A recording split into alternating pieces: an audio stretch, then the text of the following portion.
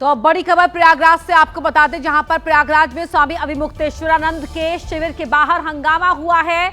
अविमुक्तेश्वरानंद ने पुलिस से शिकायत की है। शिविर के बाहर हंगामे और तोड़फोड़ का आरोप लगाया गया है। हाथों में लाठी डंडे और भगवा झंडे लेकर हंगामा यहां पर किया गया है, ऐसे आरोप लगाए गए हैं। थाने में शिकायत दी गई है। ये कहा गया है कुछ असामाजिक तत्व हाथों में भगवा झंडे लाठी डंडे लेकर उनके शिविर के बाहर हंगामा करने लगे।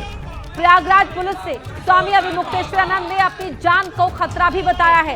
ये 4 तस्वीरें स्वामी अविमुक्तेश्वरानंद के धरने का आज 8वां दिन है। उनके शिविर के बाहर रात हंगामा हुआ। हाथों में भगवा झंडा लेकर लाठी डंडे लेकर ये हंगामा किया गया और साथ ही नारेबाजी की गई है। नारे लगाए गए हैं, आई लव बुलडोजर बाबा, इस तरह की नारेबाजी वहां पर शिविर के बाहर की गई है। ये सब कुछ स्वामी अविमुक्तेश्वरानंद की ओर से अपनी शिकायत में पुलिस से कहा गया है।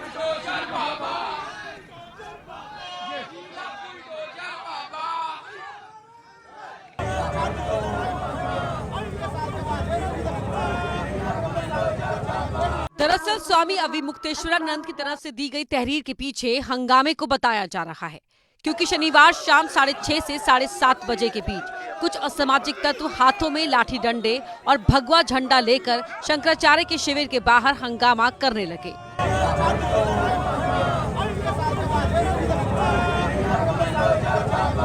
आरोप है कि कुछ लोगों ने स्वामी अविमुक्तेश्वरानंद सरस्वती के शिविर में घुसने की कोशिश की और शिविर की संपत्ति को नुकसान पहुंचाया। वहीं शिविर के बाहर हंगामा करने की कई तस्वीर सामने आई है, जिसमें कुछ लोग आई लव बुलडोजर बाबा जैसे नारे लगाते हुए नजर आए, जिससे माघ मेला क्षेत्र के सेक्टर 4 में अफरा तफरी का माहौल हो गया।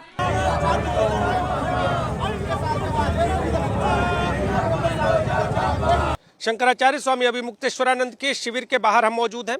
आप देखिए, यह शिविर है और शिविर से कुछ दूरी पर यहाँ पर आप देखिए ये वो जगह है जहाँ पर 6 से 7 के बीच में लगभग 8 से 10 की संख्या में लोग आते हैं।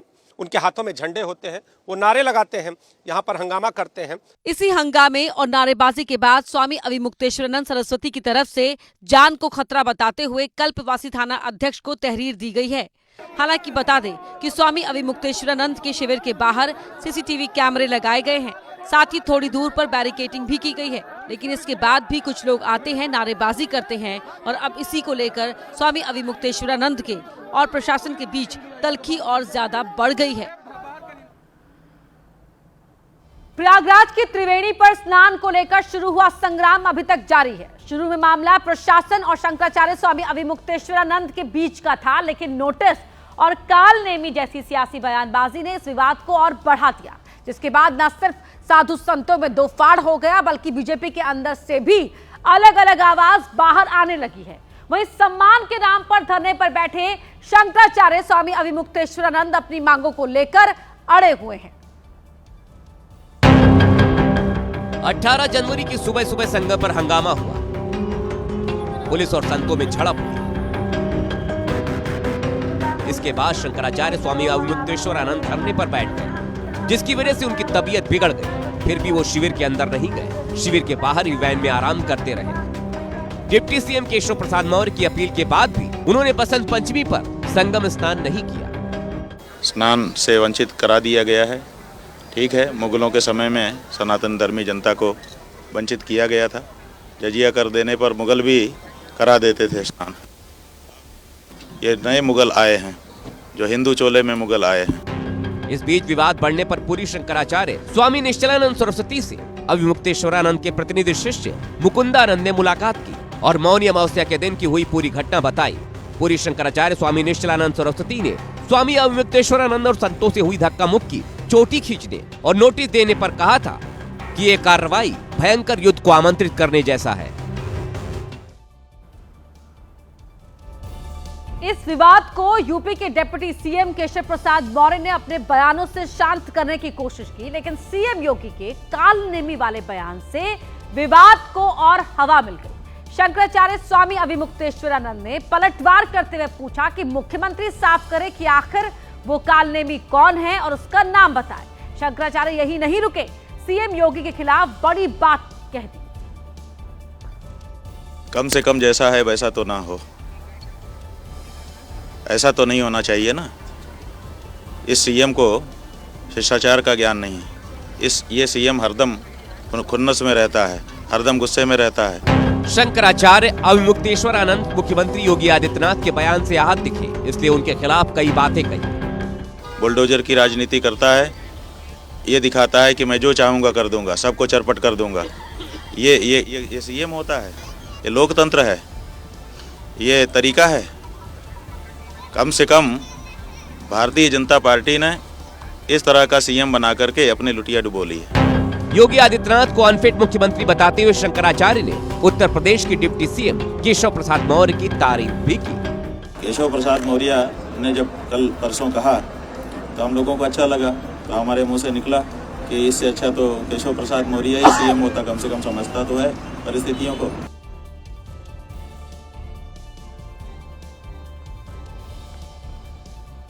वहीं इस पूरे विवाद में अब संतों में दो फाड़ नजर आ रहे हैं। कुछ संत समर्थन में हैं तो कुछ विरोध कर रहे हैं।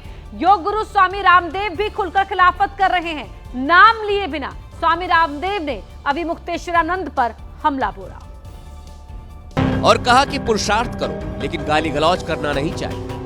कोई ना कोई बहाना चाहिए, कभी गाय के बहाने से, कभी कुंभ के बहाने से, कभी माघ मेले के बहाने से, कोई बहाना चाहिए कि मोदी को गाली दो, योगी को गाली दो, अमित शाह को गाली दो और अब स्वामी रामदेव को गाली दो।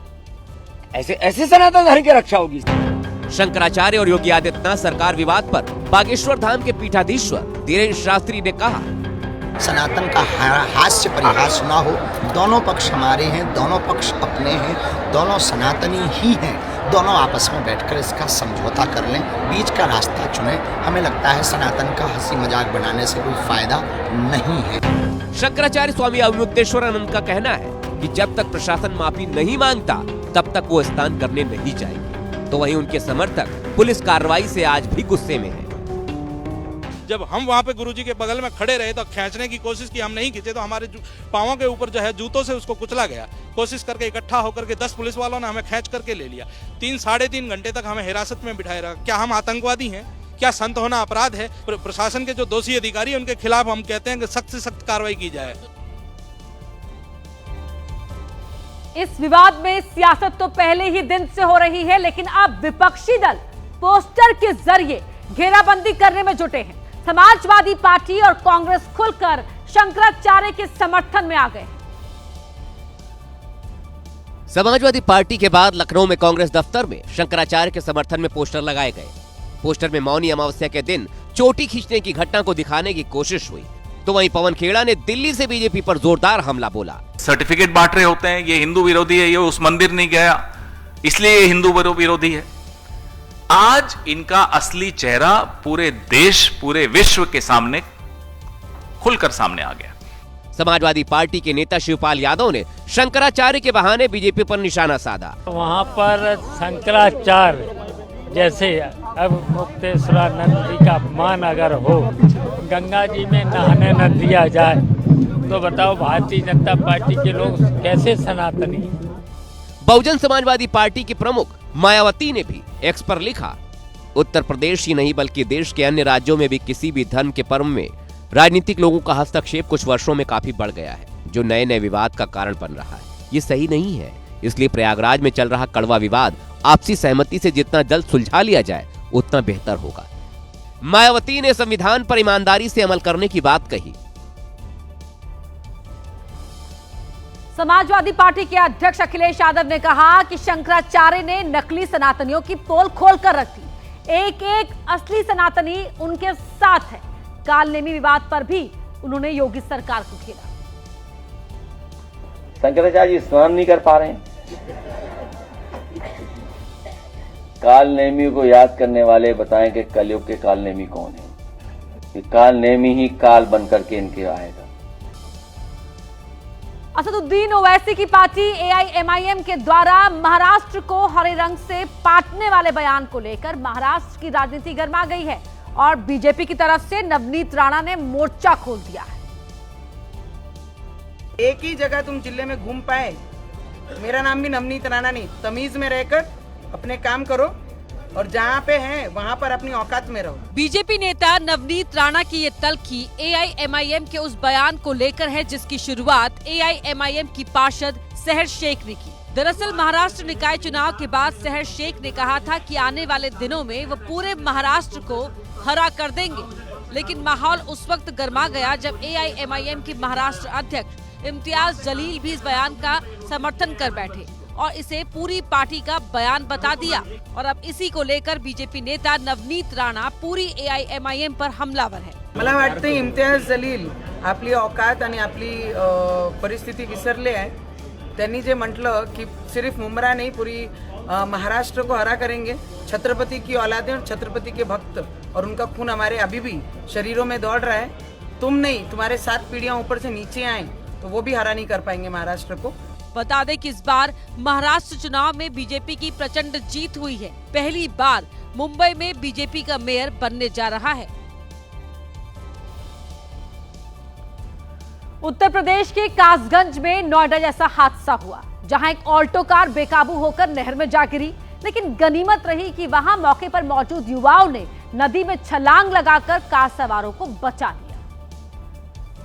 दरअसल जैसे ही ऑल्टो कार नहर में गिरी तभी आसपास मजदूरी कर रहे बीकेश और धारा सिंह ने जान की परवाह किए बिना नहर में छलांग लगा दी, जिन्हें देख गांव के दूसरे लोग भी मदद के लिए आगे आ गए और फिर गांव वालों ने मिलकर कार की खिड़की तोड़ी और दोनों कार सवारों को कार से बाहर निकाल लिया। इस पूरे रेस्क्यू ऑपरेशन का वीडियो सोशल मीडिया पर वायरल हो रहा है। लोग गांव वालों के जज्बे की तारीफ कर रहे हैं, क्योंकि एक ऐसा ही हादसा नोएडा के सेक्टर 150 में हुआ था। सॉफ्टवेयर इंजीनियर युवराज मेहता की डूबने से मौत हो गई। उनकी किसी ने मदद नहीं की। वो करीब 2 घंटे तक कार पर चढ़कर मदद मांगते रहे, लेकिन वहीं कासगंज के लोग अपनी जान की परवाह किए बिना ऑल्टो कार के नहर में गिरते ही कार सवारों को बचाने के लिए कूद गए और दोनों ही कार सवारों की जान बचा ली। अगर नोएडा के सेक्टर 150 में भी वक्त पर मदद मिल जाती तो युवराज मेहता की जान न जाती। बड़ी खबर का रुख कर रहे हैं। युवराज की मौत मामले में एसआईटी की जांच पूरी हो गई है। विशेष जांच टीम ने अपनी जांच पूरी कर ली है। सीएम योगी को ये जांच रिपोर्ट सौंपी जाएगी। नोएडा में हादसे में युवराज मेहता की मौत हुई थी सेक्टर 150 में, जब उनकी गाड़ी एक नाले में गिर गई थी। एक प्लॉट में जहां पानी भरा हुआ था वहां गिर गई थी।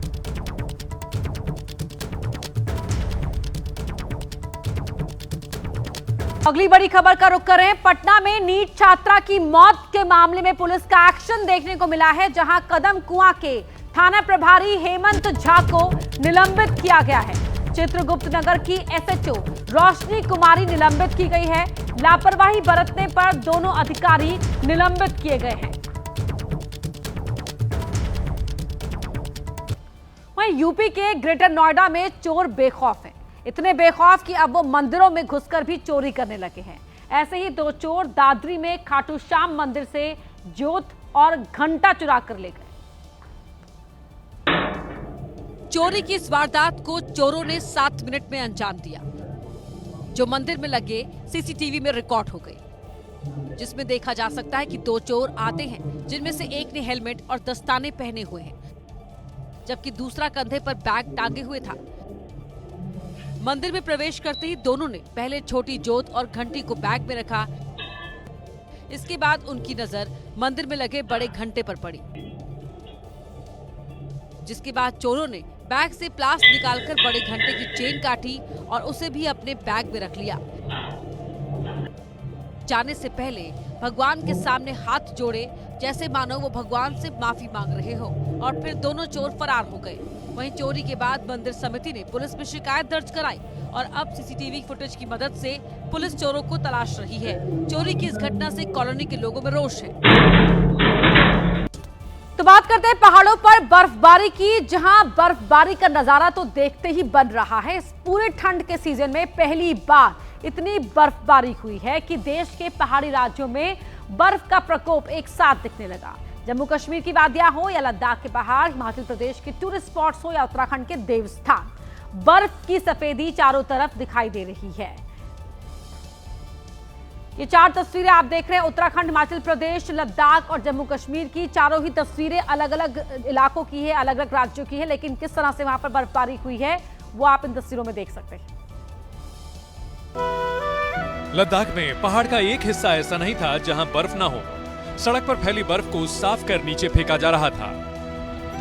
इन मुश्किल हालातों में नेशनल हाईवे 1D को बंद कर दिया गया, जिससे कश्मीर और लद्दाख के बीच का संपर्क टूटा। हालात ऐसे हुए कि सड़कों पर पैदल चलना भी मुश्किल हो गया। जिंदगी पर ऐसा ही ब्रेक कश्मीर के भद्रवाह में भी लगा। वहां तो गाड़ियों के ऊपर बर्फ की इतनी मोटी परत जमी कि उसे पिघलने में ही काफी समय लगेगा। बारामूला में भी अपनी गाड़ी और दूसरी चीजों से लोग कितना ही बर्फ हटाएं, लेकिन बार बार हो रही बर्फबारी से उनका काम मुश्किल हो रहा था। यही हाल पुंछ और डोडा के पहाड़ों का हुआ। वादियां सफेद हुई और घाटी के ये दोनों इलाके भी जन्नत जैसे नजर आने लगे। कश्मीर जैसा ही हाल हिमाचल प्रदेश का था। वहां के सबसे मशहूर टूरिस्ट स्पॉट शिमला में लंबे अरसे बाद सैलानियों को बर्फबारी वाला वीकेंड मिला। ड्रोन तस्वीरों में पूरा शिमला शहर बर्फ की आगोश में दिखा। हर घर की छत पर बर्फ की सफेदी, हर पेड़ की टहनी वहां की खूबसूरती से भर गई थी और इसी का मजा ले रहे थे वहां घूमने आने वाले पर्यटक। पहाड़ों की रानी शिमला ने बर्फ की सफेद चादर ओढ़ ली है। सैकड़ों पर्यटक जो हैं यहाँ पे हैं, जो इस बर्फ का आनंद ले रहे हैं। हालांकि बर्फबारी देखने के लिए लोग इतनी तादाद में पहुंचने लगे कि रास्तों में जाम लगने लगा। गाड़ियां जो हैं वो ढकी हैं बर्फ से। बर्फ जो गाड़ियों की छतें हैं वो बर्फ से लबरेज हैं। गाड़ियां फंसी हुई थी। अभी शिमला में भी मैंने जो होटल लिया है उधर मेरी गाड़ी पहुंच ही नहीं पाई है। गाड़ियों से फंसते फंसाते लोग पहुंचे तो निराश नहीं हुए। सबको अपनी जिंदगी का कभी न भूलने वाला पल शिमला में मिला। तो हिमाचल प्रदेश में इस वक्त मुश्किलों का पहाड़ टूटा हुआ है। बर्फबारी ने जहां एक तरफ राहत दी है तो दूसरी तरफ हिमाचल के लोग परेशान हैं। बर्फ गिरने की वजह से हिमाचल प्रदेश में 600 से ज्यादा सड़कें बंद हुई हैं। हिमाचल प्रदेश से गुजरने वाले 4 नेशनल हाईवे भी बंद हो गए हैं। आसमान से गिरने वाली बर्फ सब कुछ जमा रही है तो उसकी वजह से 5000 बिजली के ट्रांसफार्मर ठप पड़े हैं और ये समस्या कम होती भी नहीं दिख रही है, क्योंकि मौसम विभाग ने 27 जनवरी को राज्य में फिर से भारी बर्फबारी, बारिश और तूफान के मद्देनजर येलो अलर्ट जारी किया है।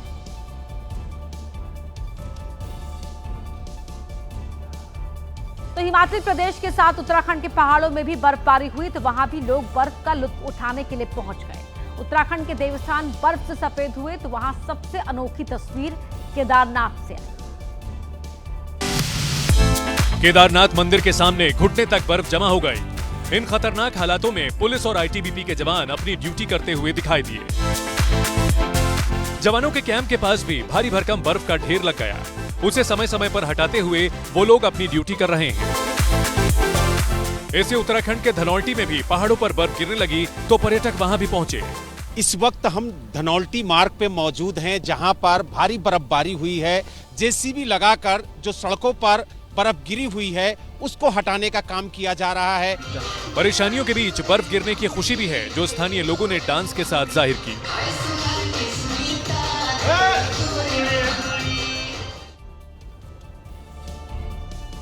उधर जम्मू कश्मीर के अधिकतर इलाकों में इस वक्त यही बर्फ खतरा पैदा कर रही है।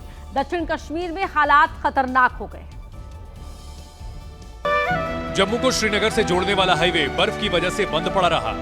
बनिहाल में हाईवे को बंद कर गाड़ियों को सुरक्षित जगहों तक भेजा गया। यहाँ से आगे जाने की इजाजत किसी भी गाड़ी को नहीं दी जा रही है। पहाड़ से बर्फ गिरने का खतरा है, उन जगहों से गाड़ियों को हटाकर मैदानी इलाकों की तरफ भेजा जा रहा है। बर्फ की सफेदी में गाड़ियों के लिए जहां खतरा है, तो वहीं ट्रेनों में सफर करना किसी खूबसूरत सपने से कम नहीं। शिमला में हेरिटेज ट्रेन की सैर हो या कश्मीर के बनिहाल में बर्फ के बीच का सफर, खिड़की से बाहर का नजारा दोनों तरफ खूबसूरत है। जम्मू कश्मीर में एवलांच की चेतावनी जारी की गई है। मौसम विभाग ने अलर्ट जारी करते हुए बताया कि अगले 24 घंटे कश्मीर पर भारी पड़ने वाले हैं। तो 24 घंटों के मद्देनजर ये चेतावनी जारी की गई है। अनंतनाग, बारामूला, डोडा, किश्तवाड़, कुलगाम, पुंछ, राजौरी, रामबन, रियासी और उधमपुर समेत 10 इलाके ऐसे हैं जहां पर पहाड़ों से बर्फ नीचे आ सकती है। 2500 मीटर की ऊंचाई पर मौजूद पहाड़ों पर एवलांच का खतरा है। 24 घंटे तक लोगों को सावधान रहने के लिए कहा गया है।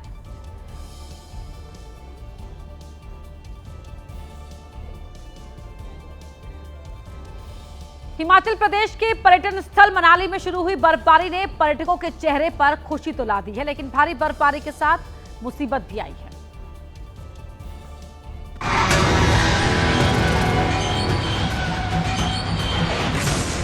मनाली में सड़कों पर इतनी बर्फ जमा हो गई है कि गाड़ियां खड़े खड़े फिसल रही हैं। एक कार एक रिजॉर्ट के बाहर खड़ी थी, लेकिन अपने आप दौड़ने लगी। फिसलती कार को रोकने के लिए कार ड्राइवर बोनट पकड़ता है, दमखम लगाकर कार को रोकने की कोशिश करता है, लेकिन नाकाम हो गया। काफी देर तक जोर आजमाइश करने के बाद युवक गिर गया और फिर कार जाकर सीधे खाई में जा गिरी। गनीमत रही कि खाई में कार गिरने से पहले ही ड्राइवर ने खुद को अलग कर लिया। सोचिए कि कार रोकने के चक्कर में युवक कार के नीचे आ जाता या फिर खाई में गिर जाता तो कितना बड़ा हादसा हो सकता है।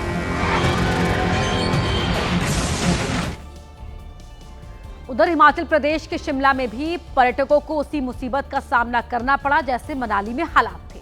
शिमला के कुफरी में भी भारी बर्फबारी के बाद गाड़ियां फिसलने लगी।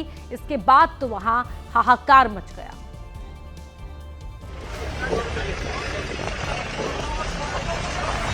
बर्फ की चादर बिछने के बाद जबरन गाड़ी निकालने की कोशिश की गई तो गाड़ियां फिसलने लगी। काले रंग की एक कार आगे चल रही सफेद रंग की एक गाड़ी से टकराई और फिर पास में खड़ी एक कार को भी ऐसी भयंकर टक्कर मारी कि पर्यटकों की सांसें थम गईं।